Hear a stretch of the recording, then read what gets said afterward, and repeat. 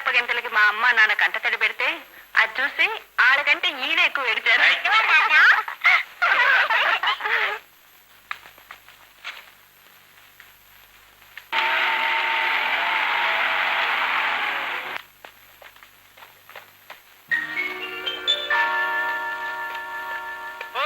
Inspector గారా, good morning sir. Good morning.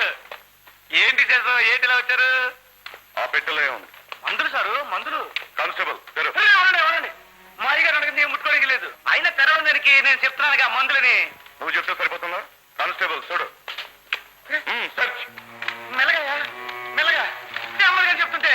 వీటిలో ఏముందో నాకు తెలుసు. మీకేం తెలుస్తారు? వీటిలో దొంగ సరుకు, స్మగ్లింగ్ సామాను. ఇన్స్పెక్టర్ గారు, మీరు ఎక్కడైనా ఎవరినైనా ఈ మాట్లాడాలి కానీ మా అయ్యగారు మాత్రం కాదు. మా అయ్యగారు అంటే ఏంటనుకున్నారు? నీతి నిజాయితీ. అదే తెలుసుకుందాం. ఏం లేదు సార్. చూసారా ఇప్పుడు చెప్పండి సార్. ఇట్లోని దొంగ సరుకులా మందులా చెప్పండి సార్. బంగారం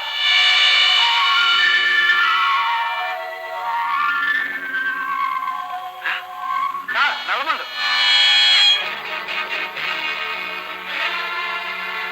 అబద్ధం. యువర్ ఆనర్, ఇతను చెప్పేదంతా అబద్ధం. అబద్ధం అని గొంతు చించుకున్నాడు. అంత పెద్ద అబద్ధం చెప్తావేంటయ్యా? ఇంతకీ నువ్వు చెప్పే నిజమేంటని? ఆ గోడౌన్ నీది, ఆ దొంగ వ్యాపారం నీది. అయ్యా పెద్ద మనిషి, అంత పెద్ద వ్యాపారం చేసేవాడితే ఇట్ట ఎందుకుంటానయ్యా? పెద్ద బంగ్లా ఉంటూ పెద్ద పెద్ద కార్లు తిరగను. ఆ మాత్రం ఇంగితుండక్కర్లా ఓ నరిస్తే అబద్ధం నిజమైపోద్దా? పైన భగవంతుడు ఉన్నాడు. ఇట్లాంటి తప్పుడు కూతురు కుట్టే సచ్చినాక ఆడికి సమాధానం చెప్పుకోరా. మర్యాదగా మాట్లాడు. ఇది కోర్టు, నీ ఇల్లు కాదు.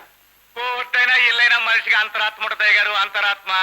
అది అబద్ధం చెప్పదు. మనం అబద్ధం చెప్పి తప్పించుకుందాం, అది ఊరుకోదు. బతికున్నంత కాలం గుండెల్లో గుర్తుతూ గుర్తు చేస్తానే ఉంటుంది చేసిన పాపాన్ని. దేని చేసే పాపాన్ని.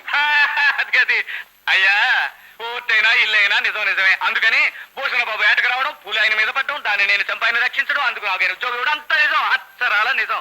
కావాలంటే ఆయనే పిలిచారు కండి. మిస్టర్ భూషణ్ హాజరు కావాలి.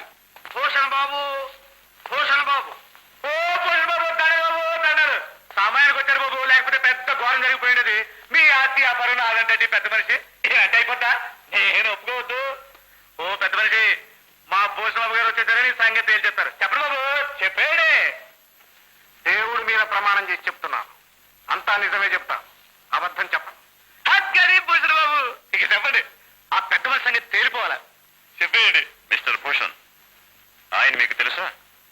తెలుసు. ఎలా తెలుసు? ఒక రోజు అతని గ్రామం దగ్గర అడవికి మేము వేటకు వెళ్ళాం. అప్పుడు అతను మాకు తోడుగా వచ్చి నేను పులివాత పడకుండా కాపాడాడు. నలుగురు పెద్ద మనిషి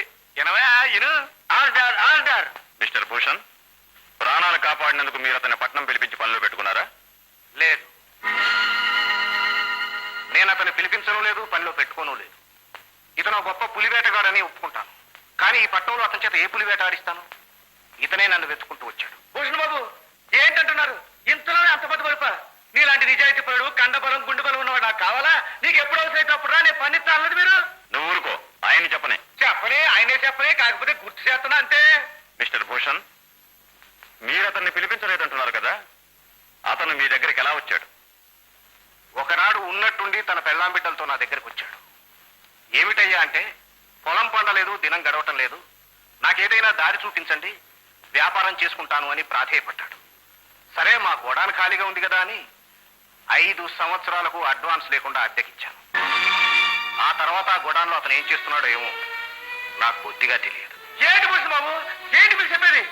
భూషణ్ బాబు, దేవుడి మీద ప్రమాణం చేశావు, ఎందుకు అబద్ధమైన పాపం మూట కట్టుకుంటావు? నో, నేను చెప్పింది అక్షరాలు నిజం. అందుకు సాక్ష్యం ఇదిగో, గోడాన్ లీజుకు తీసుకున్నట్టు సత్యం రాసి ఇచ్చిన అగ్రిమెంట్.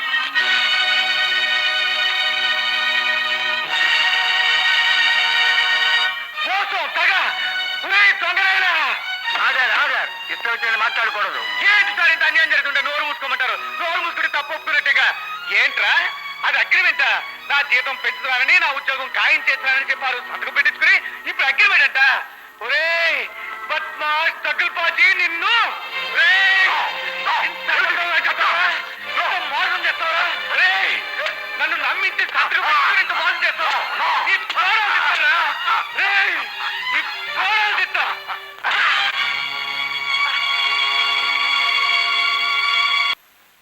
మన మధ్య బంధుత్వాలు, మర్యాదలు ఈనాటితో తీరిపోయాయి. ముందే చెప్పాను, నాకు కావాల్సింది డబ్బు కాదు, మంచి మర్యాద, నీతి, నిజాయితీ. మీ ఆయన ఇలాంటి వారని తెలియక ఈ సంబంధానికి ఒప్పుకున్నాను. ఆ ఒప్పందం ఈనాటితో చెల్లు. మీ లక్ష్మిని మా ఇంటి కోడల్ని చేసుకోవడం జరగదు, అంతే.